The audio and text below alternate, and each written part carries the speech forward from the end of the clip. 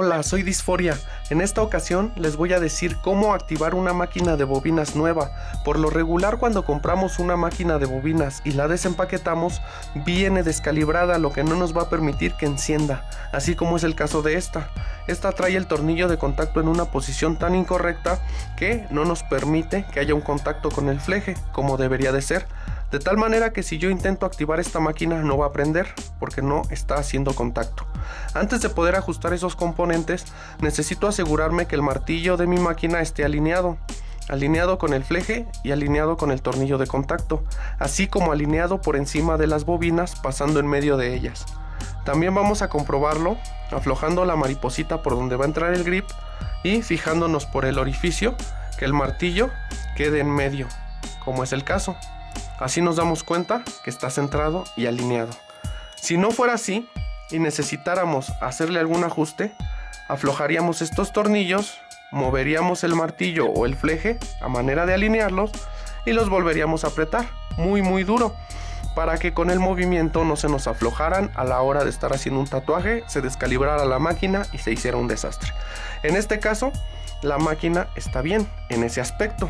Ahora lo que tenemos que calibrar es el tornillo de contacto.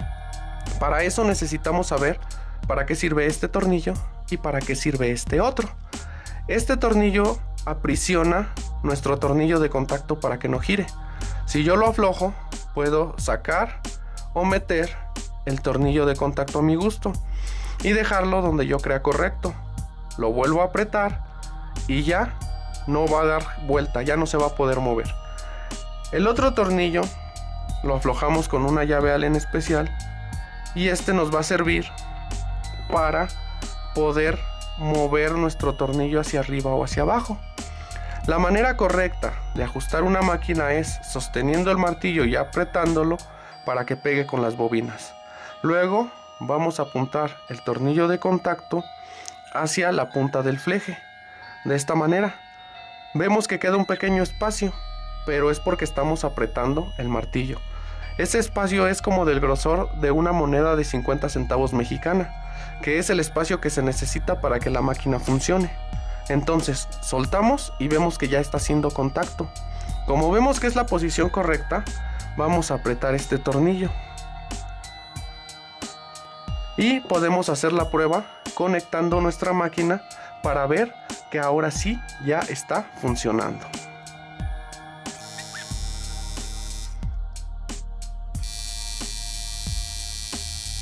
Como podemos ver, aquí nuestra máquina ya está funcionando, pero la manera en que yo la calibré es una manera que es más conveniente para sombra y para relleno que para línea, porque a la hora que la activamos, el patrón que se alcanza a ver en la forma del martillo,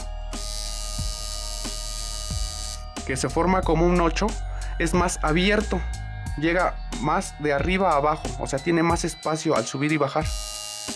Y eso se debe a la posición en la que quedó el tornillo con el fleje. Si yo lo que quiero es ajustar la máquina para línea, tendría que mover el tornillo de contacto para que quede en una posición distinta con el fleje. Vamos a hacerlo. En este caso, vuelvo a aflojar este tornillo para poder sacar el tornillo de contacto. Y vuelvo a aflojar este otro también para poder mover el tornillo de contacto y lo dejaríamos en una posición casi de 90 grados, o sea, recto, así, bien apretado. De esta manera quedaría para línea, pero me parece que le falta espacio. Entonces lo que vamos a hacer es aflojar aquí, sacamos un poco el tornillo y volvemos a apretar. Ahora sí vamos a hacer la prueba. Volvemos a conectar nuestra máquina y vemos que ya está funcionando aquí. Y el 8, que viene siendo el patrón que se forma al subir y al bajar el martillo, ya quedó más cerrado. Mientras más cerrado sea el 8, nos sirve mejor para línea. Mientras más abierto sea el 8, nos sirve mejor para sombra y para relleno.